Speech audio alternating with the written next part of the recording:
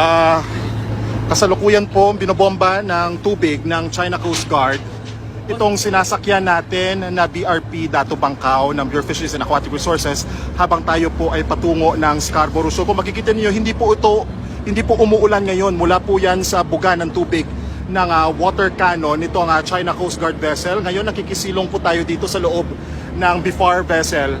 Kung makikita po ninyo, ayan ngayon patuloy po yung pagbuga ng tubig.